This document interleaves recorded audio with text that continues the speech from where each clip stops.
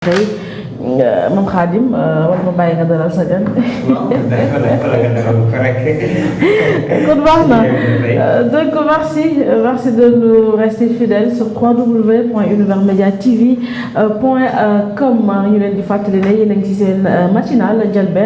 Ndielbène que je rappelle votre émission qui vous accompagne du lundi au jeudi à partir de 10h ñu ngi koy dalal di ko nuyu il s'appelle Seyni Tall responsable APR Grand Yoff président Mur ma leen nuyu sëñ bi di la dalal bu baax. asalaamaaleykum Univers Média TV. waaleykum salaam. di leen nuyu bu baax a baax tàmbalee ko ci soxna si. vraiment Bambi maa ngi lay nuyu bu baax a baax teg si suñu Xaadim. vraiment ak Ibrahima vraiment di leen nuyu bu baax a baax. et que pour vous dire que vraiment c'est un énorme plaisir vraiment de venir ici et de pouvoir échanger avec vous parce que comme on le dit souvent que dëkk dañ koy waxtaanee. Et si les gens ont de bonnes informations autant les véhiculer que de laisser proférer en tout cas la rumeur. Donc nag vraiment je suis très content d'être là. Je salue déjà fa ñi nga xam ne fa laa jóge muy Grand Yoff. di nuyu waa Grand Yoff yëpp dans leur ensemble sans exception mais du nuyu Sénégal dans son ensemble. Parce que aussi également aussi amuñu lu ëpp Sénégal te mënuñoo ëpp Sénégal yi tamit donc di ñaanal Sénégal aussi am jàmm ju sax dàkk nag. di la ñaanal jàmm yow aussi monsieur Seyni Tall je rappelle que il est le responsable d'APR Grand Yoff président aussi de Mur mooy lan monsieur Tall. Mur moom mooy mouvement pour l'unité républicaine. Super. Mur également aussi comme mur dans la tête, mais également aussi mur comme le mur, hein, fort comme le mur. Merci beaucoup pour cet éclaircissement, c'est important. En tout cas, je tenais à vous poser cette question. Khadim, je vous laisse avec monsieur Tall. waaw comme ni nga ko waxee sànq interpellé ko ci li nga xamante ne moo di MUR ak Alliance pour la République xam naa nag laataa ñuy dugg ci mouvement bi dañuy njëkkee ci li nga xamante ne moo di parti bi nga xamante ne nii moo di APR parti bi nga xamante ne jóge na ci pouvoir bi il y a pratiquement 1 an Alliance pour la République laataa mu fiy jógee defoon benn le président Macky Sall defoon benn loi d'amnistie bi jamono ji ba léegi mu ngi jur coow ñu gis démb Alliance pour la République génn na ñoom amnistie de abrogation loi d'amnistie lañu soxla wuñ li ñuy wax jamono ji mooy interprétation dégg nga li nga xam ne moo di coow li par rapport ak Amadou Ba lan moo waral ngeen bëgg li nga xam ne moo di abrogation loi bi nga xamante ni yéen a ko voté woon. Voilà mais xam nga balaa Khadim mooy ñëw ci la nga wax noonu dafa am loo xam ne c'est un fait il faut le rappeler le président Macky Sall jógu rek ci coobaree boppam rek bëgg rek ci bëgg boppam rek ne tey on va voter une loi d'amnistie parce que bu leen fàtte ni il y a beaucoup de Sénégalais qui avaient perpétré en tout cas des actes yoo xam ne qui nécessitaient quand même qu'on puisse les corriger denc leen ci béréb ba ñu xam ne effectivement li ñoo ko defoon mais malheureusement comme je dis ou bien heureusement comme je dis parce que su ma nee heureusement la malheureusement parce que ça va dans le sens où man par exemple Seyni Tall j'étais pas d'accord pour cette loi d'amnistie par exemple je le dis comme ça mais on nous a forcé la main à quand même accepter la loi d'amnistie parce que ki ko yëkkati li ko taxoon a jóg moom mooy Sénégal nekk ci jàmm moom buy dem mu bàyyi fi jàmm suy dem bàyyi fi dëkk boo xam ne kenn du wax ne moo ko yàq donc il a voulu que tout le monde kenn ku nekk delluwaat ci place am voyez pour qu'on puisse quand même organiser des élections apaisées il a voulu le faire il l'a fait tey am na ñoo xam ne ñoom ñoo bénéficié wu ci loi d'amnistie bi ñoom nee nañu bëgguñu waaye loo bëggul loo koy interpréter pour man c'est une malhonnêteté maladive que de dire que non on ne veut pas on a entendu Ousmane Sonko mu dem Assemblée nationale mu ne ñun yéen ñu ko joxoon waaye ñun léegi bëggatuñu waaw loo bëggul da nga koy dindi amoo loo ci waaye wante wala nangam non yooyu tappale la encore une fois j'ai écouté Amadou Ba il avait du mal à exprimer même wala à expliquer effectivement li ko tax a jóg lan la xam nga tappale weesuwul nga ne képp koo xam ne dafa ñëwoon yàq justifier que ne que moom da ko defoon ndax c'est un acte politique nga ne ko yow bokk yow maire bi nga xam da doon jaay ci taabalam ñu jël taabalam xëcc taal ko maire boobu tey nekk ci njàkkare peut-être kenn dàmp ko sax nga ne non booy bi taaloon taabalam bi yàq ay bagages am wala ñu sàcc ay bagages am yóbbu comme c'était au nom de la politique amul problème ki nga xam ne moo jël xaalisam investir créer restaurant fii ci Tëngéej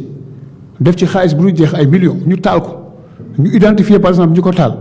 ñu ne ñoom sax parce que ils faisaient de la politique raison pour laquelle on ne va pas les arrêter. Vous croyez que ça c'est de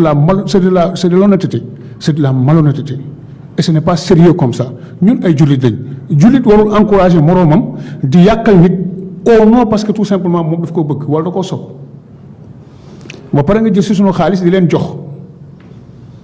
parce que moi je ne peux pas comprendre cette loi interprétative. D'accord. Parce que amul cëslaay boo nga xam ne bu dëgër boo xam ne nit da ciy mën a taxaw tëb taxaw xam ne lii nii dëgër na. D'accord. Dëgërul parce que c'est pas correct, c'est pas honnête. D'accord. yaa ngi koy wax sànq li waral le président à l'époque le président Macky Sall defoon loi d'amnistie bi ngir pacifier li nga xam ne moo di espace politique bi ngir ñu mën a dem ci ay élections apaisées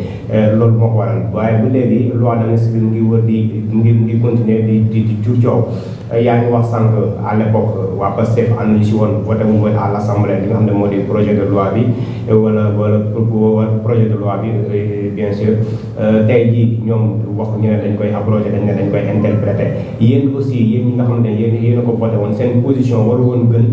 ngeen taxaw franchement ne loi bi kenn du ko laal parce que loi bi loi bu baaxoon la wala ngeen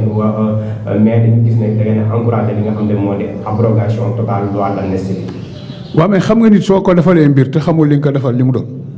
su waxee ne que moom daf ko bëgg a dindi mu dugal ci ay waaye ak wante wala kii di ci bokk kële di ci bokk ñun on va carrément dire que non nañu abroger la loi. est-ce que bëgg di ngeen taxaw am posture doo ko dindi moo gën woon a yéen. non man sincèrement su doon man maay Diomaye du ma sax Ousmane Sonko parce que Ousmane Sonko moom ci defante ak fayantoo la nekk parce que gatsa moo ko fi indi ku dee sa yaay juraat ak yooyu yëpp moo ko fi indi dañuy déloger président Macky Sall dañ koy def ni defoon Samuel Doe yooyu moo ko fi wax kon c'est une personne rancunière kooku du ma ko wax. Diomaye la wax nga xam ne tey il a la responsabilité aujourd'hui de gérer ce pays là c'est-à-dire le Sénégal et les Sénégalais man su doon may moom du ma doon laal la loi d'amnistie damay bàyyi noonu mu sedd parce que li ko taxoon a jóg jàmm ko taxoon a jóg. Parce que nous ñëpp xam ne ñi fi jàppoon ñëpp c'est des pacifiens et des manifestants et des gens qui avaient perpétré beaucoup de dégâts dans ce pays. Parce que des gens ont brûlé l'université Cheikh Anta Diop. Des gens ont brûlé la bibliothèque de l'université. Des gens ont brûlé le TER, BRT. Des gens ont brûlé des installations ya nga xam ne état ko moom privé sax am na ci ay privé yu perte seen ay alal. Je peux citer les Auchan, les Shell, les Total, beaucoup de choses qui ont été brûlées dans ce pays-là. ba rey ay nit. D'accord nit ñooñu ñu rey seen. léegi nag xaaral ma ñëw. 79 ñuy wax 81 nit ñooñu dee si xamuñu bu leen rey ñu bàyyi ko noonu mu sedd est-ce que loolu tamit ci état bu nga xamante ni c'est un état républicain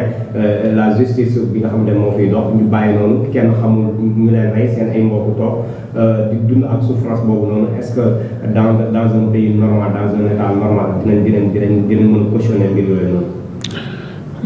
Sëñ Khadim da nga wax sànq benn affaire da nga ni waa Pastef fii ils n'ont pas voté la loi d'amnistie déet da ngay wax naan dañoo def yëfi waa ba jiiba yëfi seytaane lañ def parce que ils sont venus à l'Assemblée nationale ils ont dit ni oui ni non ils se sont abstenus parce que bu fekkoon ne bëgguñu ko ils allaient voter non mais ils n'ont pas voté non ils se sont abstenus moo loolu laay woowee mbirum waaba ji ba wàllum seytaane parce que nit ku nekk dafa am fay far wala nga ñàkk a far mais nga ne maa ngi ci digg bi mais digg bi non maa ngi ñëw non mais man gis ci hémicycle bi ñi nga xamante ne dañuy abstenir ci benn projet de loi bu leer seen bopp parce que ñaari ñett yëpp am na mën nga wote oui non mën nga abstenir aussi. waaw ma ne waa xam nga loolu sa conception la wala conception nit ñi la man dans ma démarche man c'est unital waxuma keneen de man je ne m'abstiens pas damay naan maa ngi ci wala nekkuma ci gis nga affaire clair obscur ce n'est pas bien dans une démocratie parce que loolu yëfi seytaane la c'est-à-dire tu te donnes des marges de manœuvre bu ëllëgee nga am loo wax. alors monsieur Seydou maa ngi lay nuyu bu baax a baax di la dalal ci suñu plateau bi sànq ci say kaddu yaa ngi yëkkati di naan amnistie boobu noonu soo sañoon Diomaye doo wax Sonko Diomaye na jël loi boobu noonu mu bañ kaa laal alors ma question est la suivante est-ce que amnistie boobu noonu bu ñu ko bàyyee noonu topp ñu les crimes de sang yooyu noonu ak ay casseries yi nga xamante gis nañ ko fii nii nekkuñu di jox ay politiciens yoon boo xamante ne da ngay ñëw nekk fii 5 ans 10 ans soo pare def say massacre wala say yaa xam nooy def ay crimes de financiers gis nañ ko fii nii tamit après nga ñëw voté li nga xamante ne mooy amnistie nga jàll dem sa yoon. je peux répondre. allez-y. xam nga da ngaa tànn ci la neex ci nag bi xaaral ma ñëw. dama baal si say kat. déedéet man j'ai pas dit ça. non non da nga non vous avez interprété mes propos alors que moi je suis là. Quand je suis là. waaw. On me pose une question, je réponds à la question. xaaral ma ñëw xaaral ma ñëw mais xaaral ma ñëw. mën naa ko répéter noonu. mais bàyyi ma wax rek. waaw allez-y demal. voilà xam nga dafa am loo xam dafa am solo. gis nga tey kenn ñaanu yàlla ñu rey benn doomi aadama dans une manifestation man du lu may souhaiter en tout cas je ne suis pas aussi rancunier que ça. parce qu'on a vu ici des gens di jubiler parce que dafa am juge bu dee man yàlla nattoowuma nit di dee may kontaan. même su fekkee ne sax sama adversaire politique nga vous avez vu donc ñi dee ñi man je dis soit la loi on l'abroge totalement soit on laisse la loi à l'État su fekkee ñu nit dañoo bëgg mu leer yow da nga bëgg mu leer man ma bëgg mu leer keneen ak keneen bëgg mu leer lépp leer mais pourquoi pas lépp du leer pourquoi ñu leeral lii leen dama leeral sa des parce que ça n'a pas de sens amul benn sens amul benn cëslaay. Nous sommes dans un pays de démocratie nous sommes dans un pays ba nga xam ne wax dëgg yàlla dafa am ñoo xam ne dañoo liggéey réew mi ba réew mi egg fii kon nag réew mi warul toll fii ñun ñu nekk fii di dund ci biir réew mi bokk ci ñuy yàq wala luy naxasal la nga xam ne mag ñi liggéeyoon nañ ko ba léegi c'est-à-dire pour venir à véritablement ci li nga wax mooy les crimes dafa war a leer parce que on parle de 65 morts ce n'est pas anodin c'est des vies am ñoo xam ne ay xale yu tuuti lañ ki ci gën a tuuti yaakaar naa il a 14 ans ou 16 ans ki ci gën a mag à 50 quelques ans mu nekk loo xam ne c'est déplorable à tout point de vue on a vu aussi des policiers ñu toroxal leen fii on a vu ay bagages de police ñu jël ko taal ko yàq ko fii on a vu un gendarme ou bien des gendarmes être maltraités on a vu des gens entrer dans des brigades sa jël fa bëggoon jël ay armes on a vu ici des gens des milliers de gens bëgg a dugg ci biir caserne Samba Diéry Diallo on a vécu ça ici dans ce pays-là. Et sur ça on a vu des gens qui étaient suspects ay nit ñoo xam da nga xam ñii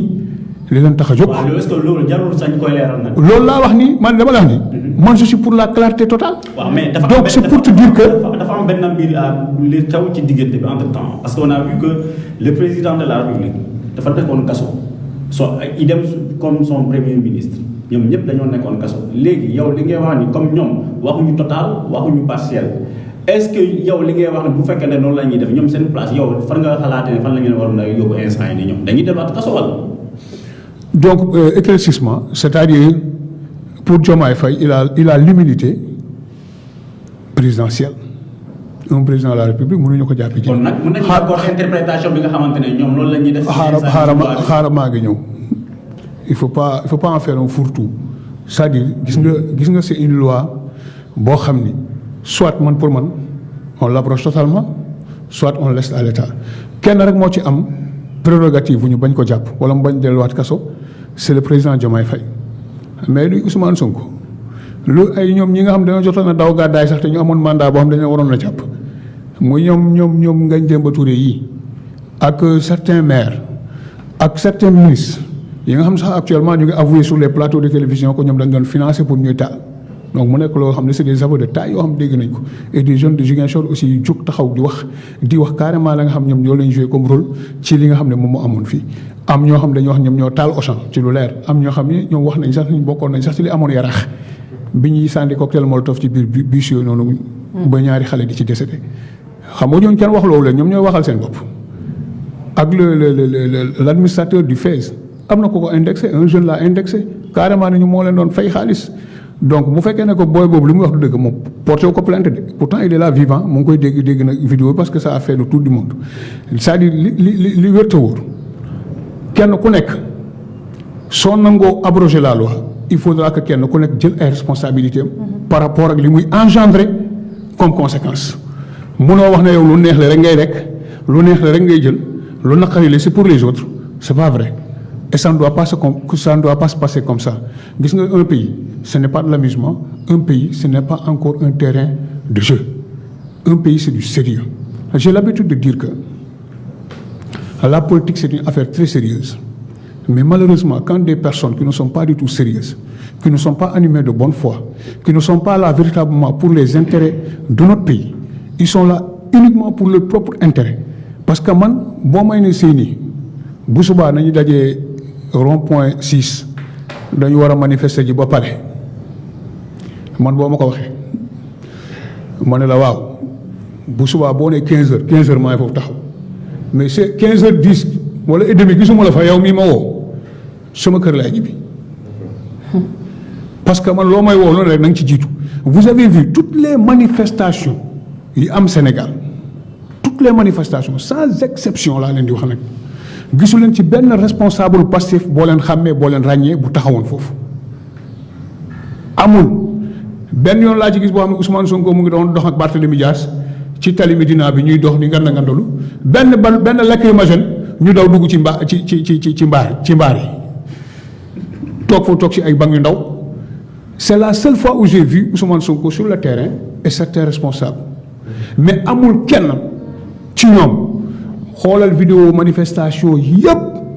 doo ci gis kenn ku fa nekk bépp manifestation bu nu tere sax doo leen fa gis dañuy jaabante tuuti rek ñibbi seen kër.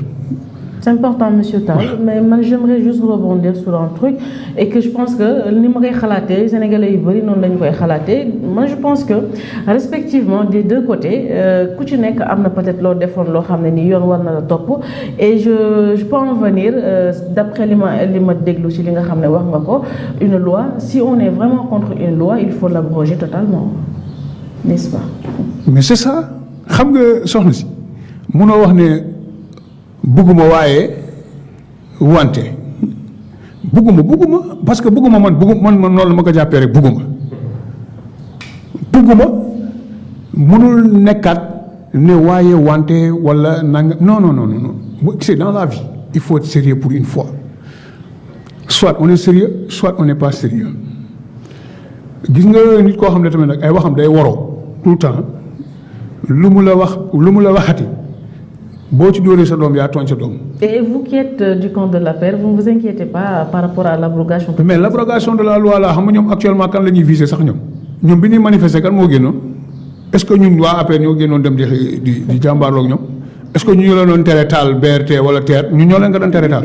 c'est les forces de xam nga loolu encore une fois bu fekkee am na qu'on abroge la loi et qu'on puisse cueillir ceux qui sont à l'œuvre. Nous par exemple